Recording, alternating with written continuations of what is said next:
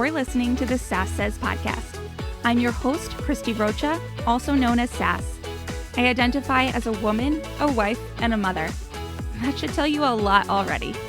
And over the last few years, I've learned the value of talk therapy. I have seen how my inner work not only enhances my own well-being, but also my marriage, my parenting, my relationships. And in fact, you wouldn't be hearing this right now if it weren't for the work I've done. My mission is to debunk the misconceptions and stigmas around what therapy is and who it's for. Let's normalize working on our mental health and seeking help when needed. We've all heard of self-care, self-help, and self-love, but do you often wonder how to actually make it all happen? I do. You'll hear strategy-based conversations with professionals, as well as inspiring and validating stories from women who are just like you and me. Think of this podcast as the weekly therapy sessions you didn't know you needed, with a dash of sass, a lot of vulnerability, and me, relentlessly asking, but how?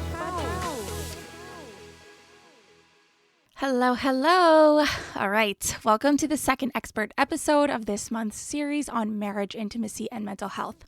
My guest today is Dr. Tara Suwinyattichaiporn. Dr. Tara is a tenured professor of relational and sexual communication at California State University Fullerton, where she received her tenure at the age of 33. Whoa. She is an award-winning researcher, a sex and relationship coach, and host of Luvbites by Dr. Tara podcast, which focuses on sexual wellness and sexploration. Her work has been featured in KTLA News, Cosmopolitan, Women's Health Magazine, Insider, and other media outlets.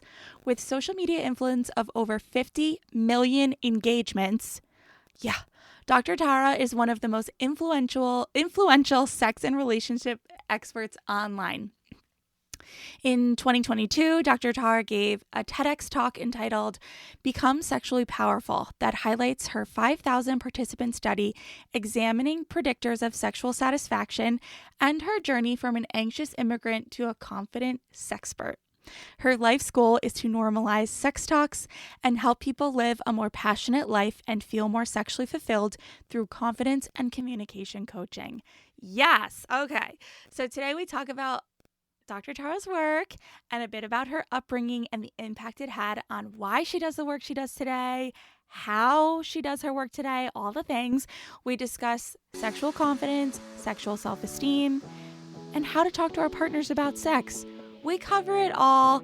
And if you haven't heard, the live Zoom panel featuring our experts will be on June 28th from 1 to 2 p.m. Eastern. So please visit sasssays.com/panel to sign up. And here's Dr. Tara. Hey, Dr. Tara. So nice to meet you. Thanks for being here with me. Yay, I'm really excited. Let's talk about stuff. Yes, I am so appreciative of your energy. I love that just showing up here today, you're exactly as you are on social media. Just, hello, how are you? I love it. Yeah, I know. People always ask me, like, why do you have so much energy? And I mean, you know why. Yes, I know. It's incredible, and I need more of it in my life. So let's get into it. I want to learn a little bit about you, and then, of course, we'll get into your expertise and how you can help all of us. Why do this work? Why get into it? Why do this work? Growing up, I've never had any kind of sex education, whether or not formal or informal. So no sex ed at school, no sex ed from my family, parents, sister. I have an older sister, not from her either. So I was left alone, like majority of the time, figuring things out, which now I have learned that that's actually a lot of people's experiences. Is we learned by ourselves either through porn and trial and error, right? Which caused a lot of confusion, heartbreaks, low self-esteem, questioning, for some people, even anxiety, depression, and even, the unspeakable S word. Like it's everywhere. Like, so the older I get, the more I realize that my like curiosity about sex wasn't just me, that like other people were curious too, and other people didn't have anywhere to go as well. Mm-hmm. So when I became a professor, which, you know, a long education journey, I did my bachelor's, master's, and then PhD. But in the PhD program, I studied relationships. And I remember reading one paper that said that, you know, one particular issue that all long-term relationships experience, all at some point in their relationship, is sex, regardless of their gender, sexual orientation, racial background, ethnicity, socioeconomic status. Like, everybody experiences a sex issue or more at some point in their lives. So I figured, like, wow, that's a problem that I want to be a part of the solution of. So after I graduated from my PhD, I became a professor at Cal State University Fullerton. Shout out for Titans. And I got to teach this class in college. So I teach sexual communication research. And it's basically like sex education, but for like young adults. So it goes way more in depth. It talks about like kinks and different relationship structures, like polyamory and stuff like that. So the ability to teach this class and seeing like how my students are like, oh my God, I had no idea, or like, you know, that has helped me so much, or I feel less anxious now about like what I wanted to try, has really been a rewarding journey for me. And actually, because of them, I started Luvbites, which is my like sex ed and comedy social media empire. With my TikTok at 2 million followers, I realized like so many people are, you know, hearing sex positive education from me. And I find that very rewarding, that there is this one person, I'm tying it back together, that I'm this person. Majority of my followers are Gen Zs. So I'm the person for Gen Zs, for young people to go to and be like, oh, look at her. She's just like me, right? The person that I didn't have when I was growing up. And that's just extremely rewarding. Yeah. Yeah. I mean, I have so much I want to go back to, but I think just where you left off of being a public figure in this space, I really do admire, and it was something I was going to bring up in the conversation anyway about your online presence and your media presence as just being like we could swap out sex ed for any topic that's less taboo, and that's how you approach it. Like your niche could be water bottles, and you're just like talking about it like it's a water bottle, like isn't a big deal. And I think that's just so refreshing. And I'm not sure, you know, what generation you are, but I'm millennial, and I'm a millennial. yeah, so like Yeah. even as comfortable as I think millennials are getting, there is still this little bit of friction when it comes to sex ed. And I think just me growing up in the US, I did have sex ed, but it was crap. Like it It was was like, here's a very banana, yeah. here's a condom. Yep. And the one they separated the boys and the girls. We didn't really learn about the boys. We only really learned about ourselves, which is like crazy now that I think about it. Like why Yeah, wouldn't like we be that's the taught? other person in. Yes. Yeah, it's silly. Um and you know, I don't know, has anything about what you've done online surprised you? Anything that's come from this experience of being this face and this voice for this Mhm. been like, "Whoa, I never would have expected that to come from it?" Ooh, that's a really good question. I do want to go back and thank you for telling me that my presence is impactful, even if I sell a water bottle. That's Yeah, oh my God, thank you so much. Love it when, you know, people feel like I am relatable. I am like totally. easy to kind of watch and listen to. Yeah. But, you know, the most surprising, I have a couple, but I say one of them would be the amount of people who are like, oh my God, like I'm just like you. Mm, You know, I had no idea that being this like ridiculous online and like creating these videos with like such energy. And sometimes I say pretty ridiculous things, but it's to the effect of like trying to loosen people up. Yeah. Like people are like, oh my God, do you actually do that? I'm like, not all of them. Like I do some of them, but Yes. for the most part, it's like, it's a part of my character. Yes. Like it's a part of how I present my information. And sometimes I talk about like, let's say my curiosity in like sex parties or threesomes, and then I'll have people who are like, oh my God, like I had this curiosity too, and I thought it was going to hell just because I was thinking about what it would be like with three people. And I'm like, well, you're not going to hell for thinking about it. Right. Yeah. But that would be my one surprising thing. The second surprising thing is actually the opposite of like how much hate I would get. Mm. I have no bad intentions ever. Like anyone that knows me in life, it knows that I don't think too much about anything. Like I'm pretty generally positive. If I'm sad about something, I'm sad, but I get back up really quickly. I never like mastermind or plan anything. Mhm.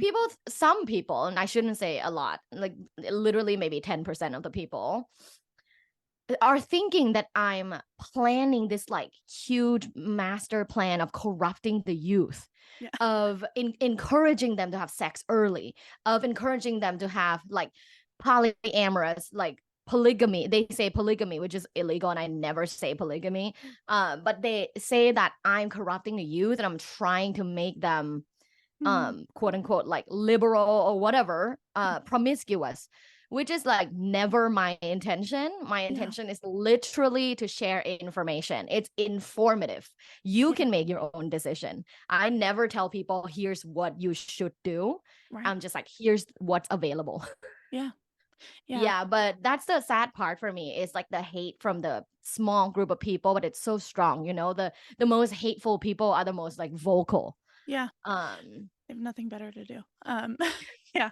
Literally. I mean, I think just to comment on what you just said, the fact that you do have over 2 million combined followers across all platforms is such a testament to not only, and of course, who you are and what you do, but to the need, right? Like the need for this type of Yeah. conversation. And also, I'm curious if you would elaborate on this, but what I've learned in the last 2 years of doing this show and interviewing, whether it's um, sex therapists or coaches or, child psychologists, that it's actually giving kids information that slows everything down, right? Oh, Like yeah. when everything about sex is unknown and mysterious, all kids want to do is figure it out instead of just Mhm. arming them with the information to then go, okay, let me have a conversation with a parent, with a mentor, with someone about this and ask my questions. Mhm. You are 100% correct, and there's a lot of research to support that claim. Mm, Research found that young adults who have had, parents that talk to them positively about sexual experiences and, sexual health and contraception, and not like shaming them and not like shutting it down and not like giving them fear-based information like, oh, mhm, you're going to go to hell or you're going to get pregnant as soon mhm, as you have sex. People who were positive in the way they talk about sex to their kids grow up to have higher sexual self-esteem and sexual agency. And mm, the agency part agency. is super important because you know that you have the choice, and it's so important that you can like make your own choices. Mhm, uh the people that end up, having terrible sexual experiences, I mean, me included when I was in my 20s, mm, the people who felt low self-esteem, the people who felt sexual anxiety or shame are the people that are from schools and parents that shame them. yeah, So, like, which one is better? yeah, Certified sexologist with a PhD, maybe throwing in some right, random funny words here and there to make them like confused. But right, overall, like, comedy and sex ed, or hardcore mainstream porn. Which one do you want? yeah, yeah, yeah. I, Yes, and thank you for elaborating on that because I think it's such an important message. I want to go back, but before I do, how do you cope with some of the hate, some of the negativity online? How do you protect yourself? What do you do to take care of yourself in those times?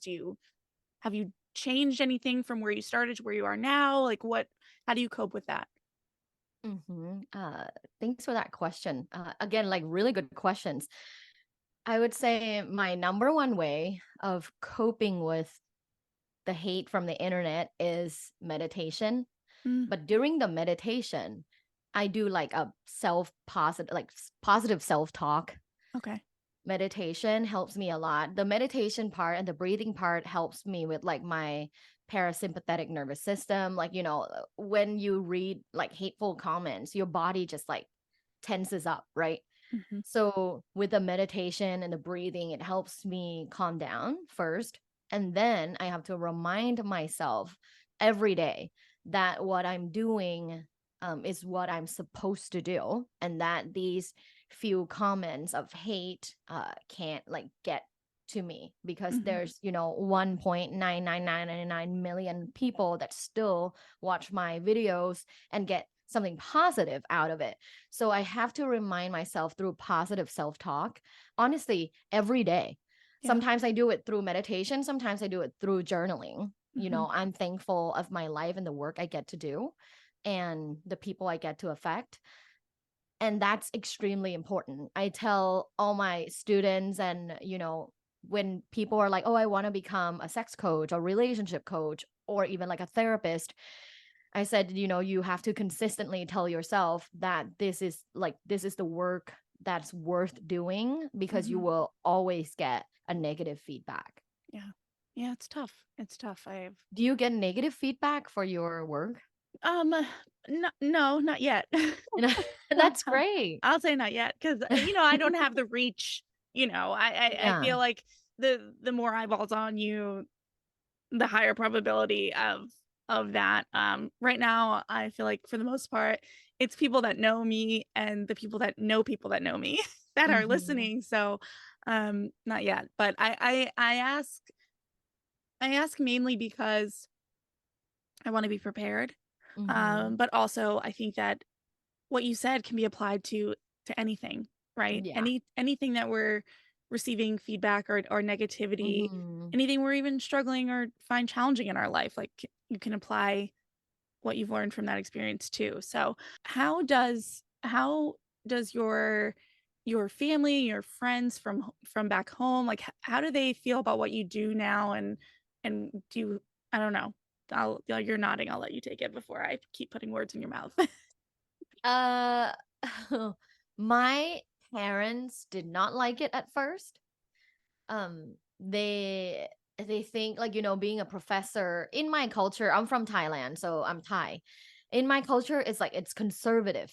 So being a professor is a prestigious job, Hmm. but they don't really tell people what I teach. They just say like Got it. social sciences, which is true. It is a Yes. social science.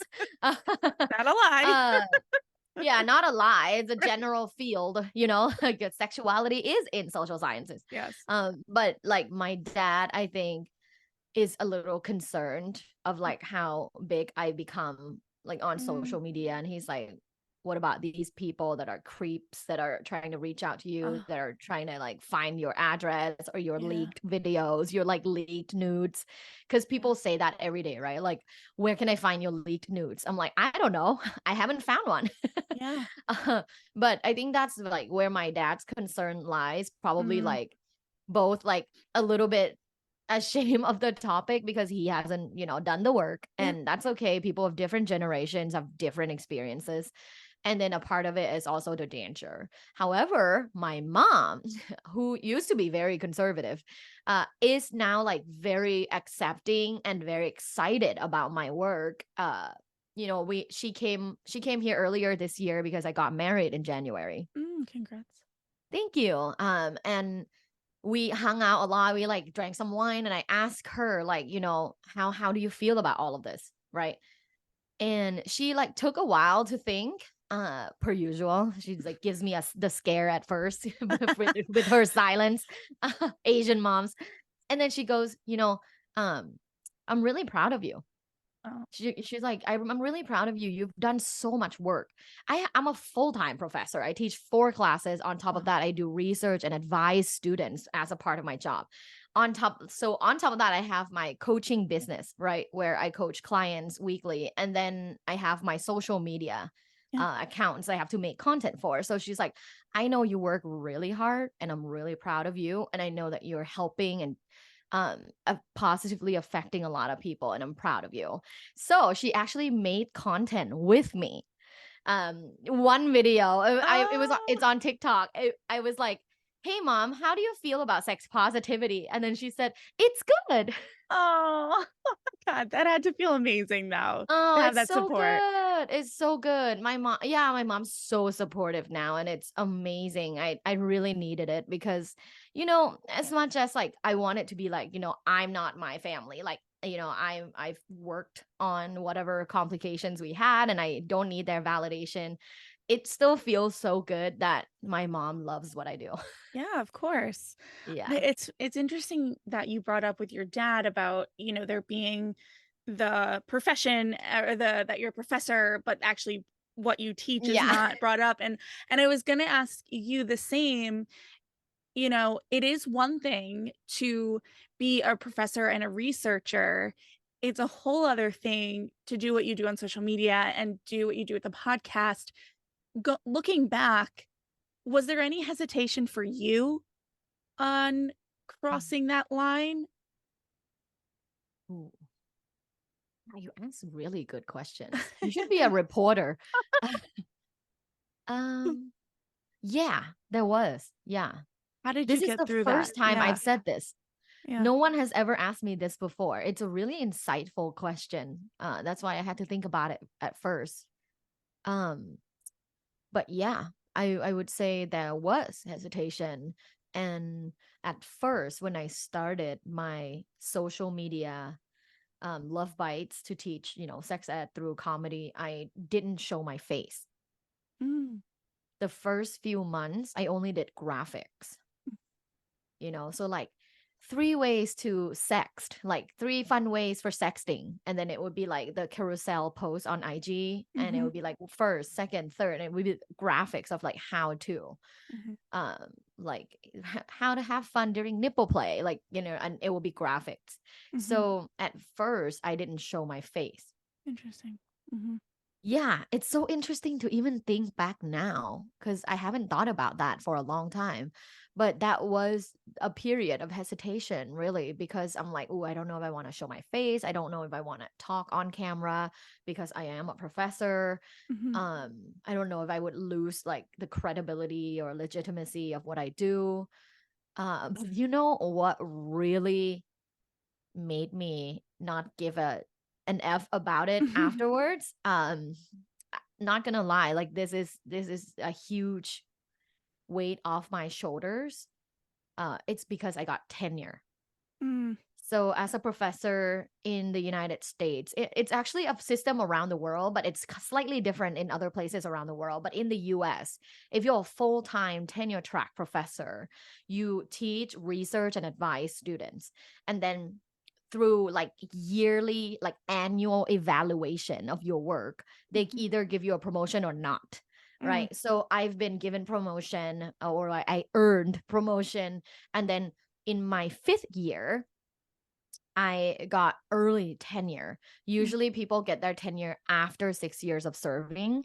But I got early tenure in my 5th year, which was really like kind of groundbreaking for me because that security that came with tenure. For those of you that don't know, when you are a professor and you have tenure, it's like the highest possible position that you can have, because after that you could work towards becoming like a full professor, which is like more advising, like more service.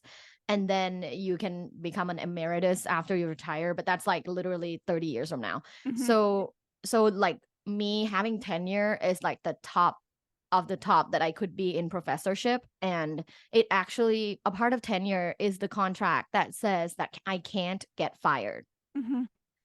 And that's why professors work towards their tenure, because it allows them the freedom of education, like the freedom of how they want to teach. And so after I got tenure, I was like, oh yeah, like now I feel more secure to show my face, to be ridiculous, like just be the person that I am, but like to the public. Right. So then that was actually the start of when I flipped from just doing graphics to doing videos of me. It's a really good question. It makes sense. I mean, you want to have Yeah. security where you are. And I think even, how many years ago was this now? 2. So 2. Yeah. I mean, Yeah. it's not too long ago, but I think No. that even in the last 2 years, I would say pandemic, post-pandemic, like who is on social media and what it's being used for is even different now than it was maybe not 2 years ago, but certainly 3 to 5 years ago. Yeah. Just the landscape is much different. And so Yeah. I could totally see that and understand that. Yeah. I read an analysis, I think it's from Statista, that there's like significantly more people on social media, and there is a huge jump of content creators. Yeah. Yeah. So Yeah. I mean, a lot more competition. Yeah, competition and from the other point of view, just pressure, right? Like if you have a small business, you need to be on social media. If you are now, Yeah. like if you're a doctor, be on social media. It's like, whoa, like why? Like Why? everyone has to become a Yeah. content creator to build Yeah. their business. Yeah, Yeah. that's so interesting. Yeah. I have a friend who's a dermatologist in LA. Like she has to have Yeah. social media, and she became well known on social media. That's how she grew her business and like opened another practice. Right. Without social media, she wouldn't have been able to do Yeah. that. Yeah. So it's kind of crazy. Pros and Like cons, right? Yeah. everybody has to figure out on how to become a content creator, which is Yeah. like on its own, like a full-time job. Totally. And it changes so quickly. You Yeah. figure it out in April. By August, everything's It's gonna be different. different already. Yeah, Yeah. it's a lot. Anyway. Okay. You're right. I'm like So actually in the process of thinking right now how to pivot like a little bit of like the tempo of my content. yeah. Yeah. Okay. See, and like that, even 'Cause things change. that Yeah. takes time. Yep. Yeah. Takes a lot of time and strategy. Mhm. Yeah. Okay. All right. So let's get into the work a little bit. Mhm. What if you could in your own words talk a little bit about, sexual confidence, sexually powerful, a lot of the terms that you use a lot, if you could just elaborate on them and sort of explain them here now in your own words. Mhm. I talk a lot about sexual confidence and sexual self-esteem because based on my research, which is like based on 5,000 individuals, I found that those are significant predictors of someone's long-term sexual satisfaction. So sexual confidence is the external part where like you exhibit yourself confidently, right? So maybe you show yourself, you make eye contact, you Mhm. can get naked in daylight or with the lights on, you show yourself confidently, and that's the external part. And I talk a lot about sexual confidence because it's the important part of having a satisfying like intercourse, because when you're not confident, when you're insecure, or when you feel like you think a lot about your body and what you look like, or being a spectator, that's what we call it in Mm. sexology, then it's almost impossible for you to have good sex, Yeah. because you're thinking about something else rather than feeling the sensations in your body and thinking like erotic thoughts by looking at your partner and yourself. But the part that I love talking about too is that some people can fake that confidence, right? Mm. But they don't truly feel confident on the inside, which that's when sexual self-esteem comes in. Self-esteem is how you feel about yourself. So it's an internal factor. And how you feel about yourself, I would say, is more important than the confidence that you exhibit. Mhm. If you feel super solid and you feel you love yourself, you have a lot of self-love, you feel like you're a capable, intelligent, smart, sexual person, like you will automatically exhibit yourself confidently in however like shape or form that feels comfortable for you, because you feel good about yourself and you're comfortable with with yourself. So I talk about developing sexual self-esteem a lot more, because I do believe that the internal is more important. So that's like, basically, to recap, sexual self-esteem is like how you feel about yourself sexually. Do you feel positive or negative about yourself sexually? Do you feel like you're worthy of pleasure, right? Do you love your body? Do you love yourself? That's the sexual self-esteem part. I also talk about, like, my TED talk was titled Become Sexually Powerful. As well as my tagline for my podcast. And people ask me too, like, what is being sexually powerful? And, I have a long list. It's like the Bible. It's like 30 different things that you do, think, or say that exhibit someone who is sexually powerful. But I would say in a short sentence is someone who is sexually powerful is someone who feels good about themselves and who's able to be sexual with others with their authenticity and mindfulness and respect for another person. So I would say that's when someone is sexually powerful. Okay. That authenticity comes out not just like during sex in bed, right? It also comes out like the way you talk about sex, the way you talk about gender and sexual orientation, the way I would say sexual liberation comes from sexual communication. If you're still, ashamed of saying certain things, that is perhaps the cues that you could work on those things a little bit more. Okay. Yeah. Okay. So let's go back. Let's go with esteem, sexual esteem. Mm-hmm. What are some ways that we can start to sort of gauge where we're at with it? Mm-hmm. Someone So, listening and going like, I have no idea if I have sexual esteem or not. Like, how do we start to figure out where we stand with that? mm-hmm. There are a few questions that you can self-reflect to see if, like, Okay. how you feel about those things. The first one would be, how do you feel about your body? Mm. Right? And to make it even easier, rate yourself from 1 to 10. Hmm.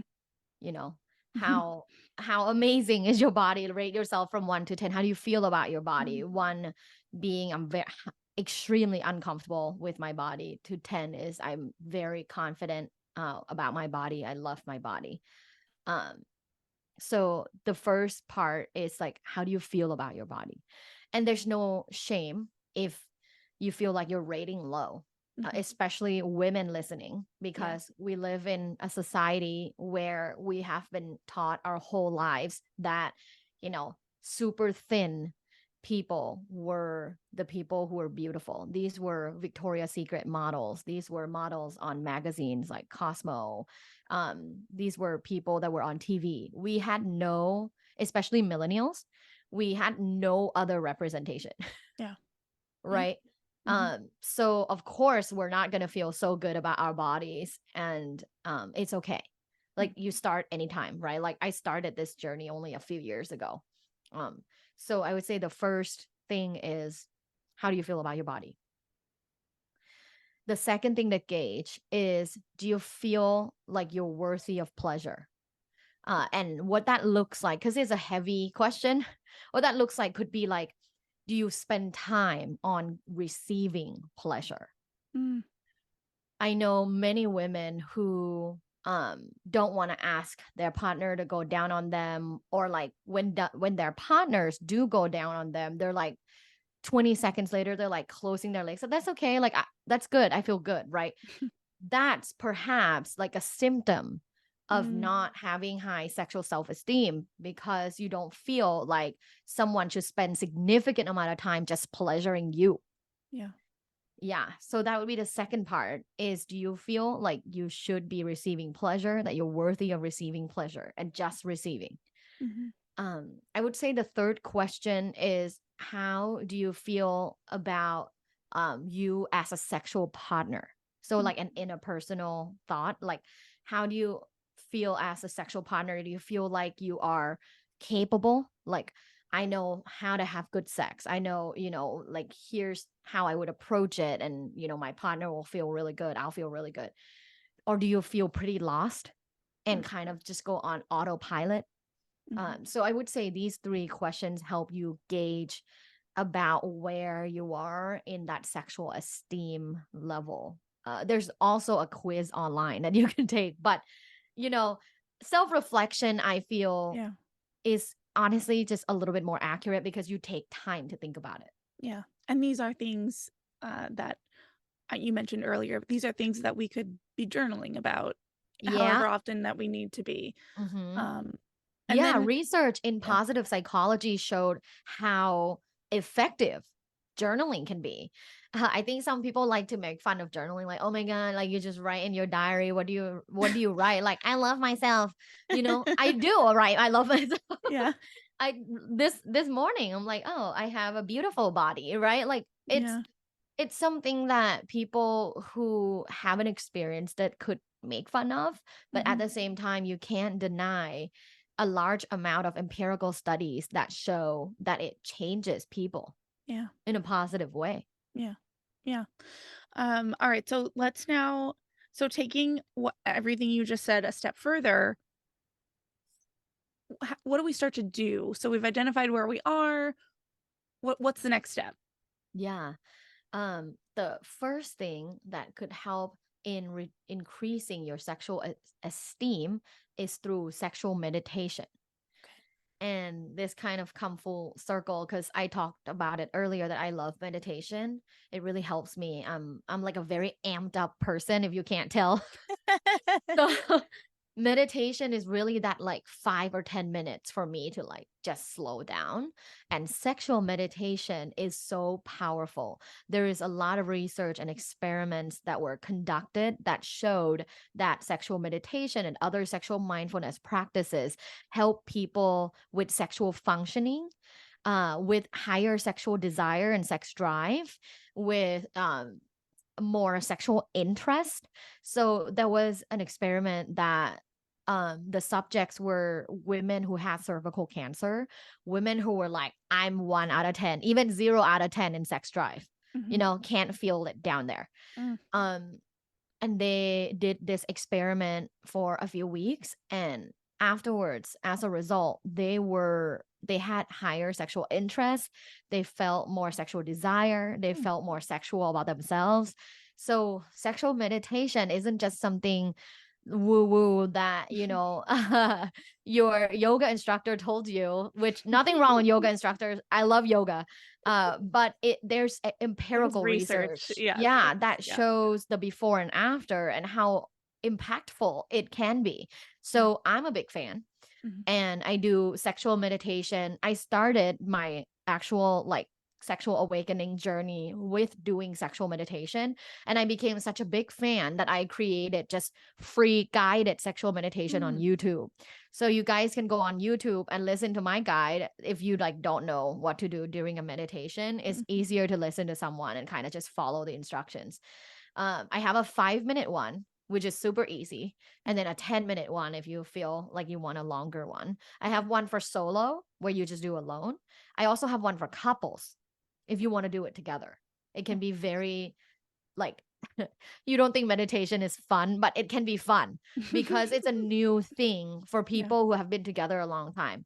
I have couples who are married, who have been married for like 20 years, started doing these couples sexual meditation, and they felt like the impact is amazing, that they felt differently about their partner. It actually increases a little bit of more attraction for their partner, like a renewed sense of like who they are sexually together. Cool. So yeah, there's free guided sexual meditation on YouTube. If you just search Luvbites, or like Dr. Tara, it should come up. I'll find it. I'll link it in the show notes. Yeah. Perfect. Yeah. So there's that sexual meditation. The second method of increasing your sexual self-esteem, as based on research, is again, positive self-talk, or in this sense, we call it positive sexual affirmations. Okay. So positive sexual affirmations are specifically statements that are positive about your own sexuality and your sexual capabilities. And it's tied together with different practices. You can do this through like just looking in the mirror and like tell yourself this daily, and it's 1 or 2 sentences, whatever you choose. Or you can like tie it to like journaling and write it down instead. I actually have a client who's always driving, who does it in like voice notes. Oh, yeah. That Yeah, makes who like sense. text me daily and voice notes, and he will say like, I love my penis. And send me a voice note. So, that's a part of my practice that people are always interested in, because I have a very non-traditional practice as a sex coach. I don't necessarily do like a lot of like the therapy part, because I Yeah. usually recommend other therapists for that part. For me, it's more like different practices that help you reach your goal. Okay. So that's one of them, is positive sexual affirmations. And it's so fun. I do them. Sometimes I do them through the mirror, like talking to myself, but every day I journal. So there's at least one sentence that I write down that's about like my sexuality or like body image. Okay. Okay, cool. That's really funny. Yeah. Like, I love my penis. And I would like get a voice note. I love my penis. Yay. I love that. Sometimes I'll like just joke back, like, I love my penis too. I joke Okay. about that a lot. I think a lot of people do think I have a penis, which is cool. I'm like, I'm cool with that. I'm cool with rumors. There are worse rumors to have about you out there. Okay. So, all right. What my brain is going to now, because this happens for me a lot, is that, I'm on here, I'm having these conversations, I'm taking notes for myself a lot of the time. Mhm. Then a lot of times the next step is talking to my partner about what I've learned. So, Mhm. any advice on how to talk to our partners about any of this? Like, it could just be our sex life in general. It could be, hey, I'm working on my sexual self-esteem. Like, how do we start to bring someone else into the conversation in an effective way? The most effective way, especially if you've never talked about sex in your relationship, Mm, like ever, mhm. is to bring in third-party resources. Okay. So if you're listening to this podcast, bring that up. Like, hey, I was listening to this podcast and they were talking about this. Have you ever heard of it? Mm, It's so interesting. yeah. What do you think about your level of sexual esteem? Like, so I would say sending your partner third-party resource is the easiest way Yeah. if you've never talked about sex, because sex is a sensitive topic to a lot of people. And if you bring it up in relations to yourself, your desire, or like the sex life you have with them, Mm, they could shut down like really quickly. yeah. And I've seen this in a lot of my clients who come in to try to fix that part, because their partner has shut down because they have said something like, Yeah. hey, have you ever thought of like a threesome? Mm, Right. And then their partner immediately shuts down, like, oh, so I'm not enough. They mm, immediately assume these 100 million different things, and then they're not in a position to talk. yeah. Yeah. They're not open enough to talk, to have a dialogue. So the easiest way is to send a third party resource. And I mean, if you're listening to this, like, send this, Yeah. right? This episode is like pretty easy and like vanilla. Yeah. I would say if you are thinking about trying some other like really sexual things, there are episodes on my podcast that are Hmm. specifically about like certain things. Yeah. You can send those if there's a capacity in your Right. relationship. Where that's if you're Uh, like at level 2, level yeah, 3. if you're at level Yeah. 2, I would Yeah. say that. Yeah. Because like, I have an episode on everything. Like, I have an episode on like how to go to a sex party, where to find one. I Yeah. have an episode about cuckolding, right? You Yeah. can't just like send that to your wife. Right. With no If context. you with no context, and if you've never had level 1, basically. Yeah, I would say mine is like level 2. Right. So this is a great podcast to send if you want to just even start exploring your own sexuality and each other's Yeah. sexuality. Okay. Yeah, that's good. That's great advice. It's the easiest way. Yeah. Any like absolutely do not do this when talking to your partner about either your sex life together or your own sexuality? Mm-hmm. Yeah. I actually have many absolutely don't do, but I would say the two main things that came to my mind first, because I've seen it so many times as a mistake, is number one, say like a you statement. Mm, Like, you never go down on me, or you never want to do this, or you're so boring, or you just don't blame them. yeah. Don't say a you statement. Terrible, terrible mistake. As soon as you say a you statement in a negative or like a criticism way, they shut down. No more conversations, no Mhm. more dialogue. Number two is to not say, like, we have never done so and so. Mm, So, no you statement, and no we, an absolute statement. okay. So, like, absolute statement could be like always and never. Right. Yeah, I would say an absolute never say never. Because then they will be like, well, that was that time that I Yeah. tried this. And, so it's mainly not true. Okay. When people say you never do this, it's probably not true, Right. right? There was probably a time where they Right. try to do it. Yeah. So don't say never or you always do this. Mm, Like, you always say no. You're always tired. mm, You never want to try something new, right? So these are the absolute no, because there is no room for conversations afterwards. okay. Okay. So just of course in bringing up partners, like my partner is male, identifies as male. I think that there is, in at least in the US, there is a ton of stereotypical notions out there about male and female sexuality, a lot of tropes about what it's like to have like a sex life within a marriage, you Mhm. know, anything based on your work, considering that my listeners are mostly women. Mhm. Anything that would surprise us to know about male sexuality that maybe is not as mainstream and not talked about a lot? Mm. That the man that the male G spot is a couple of inches inside his butthole. What? Yep. Okay, Yep. say more. There you go. It's surprising, right? Yeah, That a lot of females don't know. yeah. Yeah, I actually, no shame, I learned about this 3 years ago. Okay. Even as a sexologist with a PhD, Mhm, I literally learned about this 3 years ago. So I learned about this through a somatic sex coach. okay. Uh, as someone who's trained in like Western education and like social scientific research, we don't know much about other practices. Somatic sex coach, tantra, sexological body work, Mm, tantric massages. Like, these things are amazing things mhm, for your sex life that I've never taught. I've no one taught me, and I learned it through my sexual awakening journey, that um a male's pleasurable spot, which some sex coaches dub it as the male G spot, okay. is a couple of inches inside his butthole. It's basically through like prostate massaging. Oh.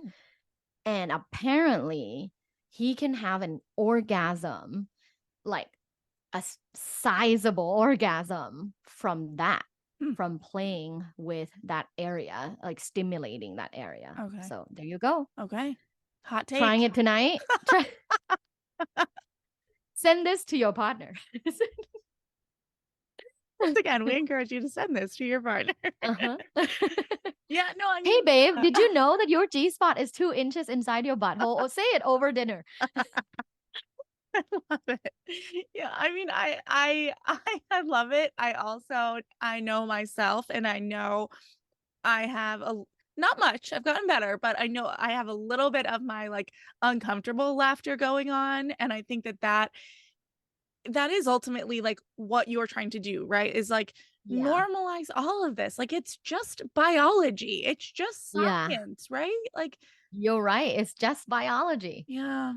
It's frustrating. I think it's particularly frustrating um when I think about, my kids, right? Like they're little, they're super little, 3 Mhm. and 5, but like Mhm. not wanting them to feel the weight of of the tabooness of it all, like just Mm, wanting it to be a little easier and freer for them, you yeah. know? The fact that you're doing this work now and, you're curious and you're interviewing me and people like me, I feel very positive that your kids will grow up in such a, informative, positive, like sex ed household. I hope so. I hope so. Yeah. Just the effort that you put in, is already indicative of like, how you'll raise your kids. Yeah. I think it's so beautiful. Thank you. Thank you. Okay. All right. So you mentioned that you know, sex esteem, sexual confidence, you even talked about a little bit about communication as far as, being pillars of either a successful or a healthy or fulfilling sex life. Is there any other aspect that you would want to include in that we should know about for kind of just getting a successful sex life going? I think the last variable that my study found to be a strong predictor of long-term sexual satisfaction Mm, is sexual communication. okay. And we have kind of been talking about this already, Mhm. that it's very important to talk about sex in your relationship in order to have a fulfilling sex life. If you've never talked about it and you're together for 40 years, it's highly likely that you're just having like mediocre sex or you're not having sex. Mm, Right. mhm, If you don't feel like it's something that you can talk about. mhm. And when people go like, "Oh, I disagree. My grandparents were married for 60 years and, had a beautiful relationship." I mean, you don't know what you don't know, Yeah. right? Maybe grandpa had an escort. Did you know that? You don't know what you don't Yeah. know. You That's don't right. know how people manage their relationships. Right. Right. And maybe they did have an amazing sex life because maybe they did talk about it. Yeah. And they just don't talk about it in front of their grandkids, but maybe they did talk about it. Maybe they were open minded about stuff. Right. Maybe they really did try different things. It's kind of hard to think about your grandma trying like anal. Try and find the newly found male G spot. Yeah, yeah. Grandpa. Well, grandpa has been going to the bathroom a lot. But basically, you don't know what you don't know. And, also, Mhm. that argument is pointless because we're in a different time. Yeah. Did your grandparents have social media? Did they have Tinder? Yeah. Did they have all these distractions? Like they Yeah. didn't. They Yeah. just had each other. They Right. really didn't have a choice. Right. So we gotta adapt with time. Yeah. And one way to adapt and be proactive in your relationship before it explodes with dissatisfaction is to talk about stuff Yeah. prior to that happening. Yeah. It's funny. I was thinking about this in a different context earlier. You know how your brain just goes down directions, but I was I was coming home from dropping my kids off at school and I saw we all had to stop on the road because there was a landscaping truck kind of like parked in the middle of the road. Uh huh. And it was just I don't know why my brain went down this track, but I was like, "Oh, the landscapers getting their house landscaped, like the grass landscaped." And then I was like, "Gosh, like, you know, we're so overscheduled in our life that hiring a landscaper has become a pretty standard thing because on the weekends we've got so many kids activities and we're just the overscheduling part of it whereas like Yeah. however many years ago decades ago it was totally fine to just like mow your lawn on a Saturday and like I'm just it reminded me of this because you're exactly right. Especially I Yeah. think especially here we have you as an example. You have a full-time job. You've got a podcast, a coaching business. Like you have a lot going on. I know nothing about even what your partner has going on. And I'm sure it's a lot. Like I'm thinking about myself. We've got the kids and all of the activities. Like it is so easy for what used to just be expected and implied to just fall so far down the list of priorities. 100%. 100%. And you're so on point there. We are anyone you talk to will say that they are busy. Yeah. Like Yeah. anyone. Yeah. If I call a Badge friend, of like honor. random friend on the phone, "Hey, how's this week going?" They will say, "Oh, it's so busy." Yeah. So you gotta put this in somewhere. Yeah. before it explodes. Yeah. And unfortunately, I think for women, this sort of thing where, like, thinking about what you said earlier, like, am I worthy of pleasure? I think women are so busy. But we Mhm. also have this tendency to put ourselves last, right? And to put ourselves after the husband and the kids and the house and the job and this Yep. and mostly I think because it's just the easiest thing to let it go by. Like, and it's Yeah. if there's anything that I can take from this right now is that it's whether it's sexual well-being, mental well-being, like physical health well-being, like it truly is until we take care of ourselves, we cannot with longevity take care of anyone else. Period. You Yeah. said it so good. Yeah. And I think that for a lot of the people that I've experienced in my life, I don't like when we talk about this stuff, sexual health isn't even part of the conversation, and it really should No. be. Yeah. Yeah. I don't know I anyone that, like, has sex with their partner and afterwards is like, "Man, I really wish I didn't do that." Like, you know what I mean? I feel so much Yeah. worse after that. It's like, "No, you always feel Yeah. great after that. You always feel better, right?" Like, Yeah. yeah. And you're saying so many like good points.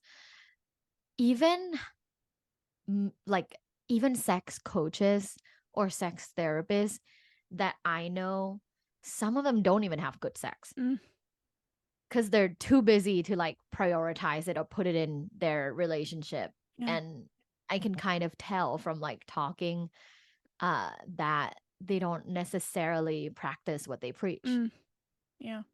It's a Yeah, shame. it is. Yeah, it's like talking to a life coach who doesn't have their life together. Yeah, yeah, yeah, yeah, Yeah. Or like a business coach that's like bankrupt. right, right, like, what are we Like, doing here? what are Right, exactly. right, and I'm Exactly. not shy about it, about saying constantly that, like, my show is mainly here to help me. Like, I'm happy everybody listening is along for the ride and they're getting something out of it, but I do think that's certainly one thing that I've tried to maintain a priority is, like, this can't get so far away from me that it's like that. Like, why am I don't wanna be a business coach with a bankrupt business. I don't wanna be, like, someone who inspires people to work on their mental health if mine is crumbling, you know? So, Yeah, yeah. yeah, yep. Alright, well, Dr. Tara, is there anything in relation to what we've talked about that is still kind of lingering on your heart, mind, or soul that you wanna make sure to get into the conversation today before we wrap up here? Um, Anything you wanna leave people with? yeah, I think what I want to leave people with is a hopeful message that it's never too late to prioritize your sexual wellness. You can be 45 listening and you are today starting to prioritize your, sexual wellness and sexual happiness. You can be 50 and start it today because, at any point of your life, you can start having multiple orgasms. Mhm. I love it. I love it. All right. Well, thank you so, so much for being here. I appreciate your time. And I'm going Thank to you, encourage everyone to go Chrissy. check you out everywhere. I'm going to link all of your things because I just, like I said earlier, I just love how you present information and you make it fun and engaging. And I just appreciate what you do so much. So thank you. Thank you for having me.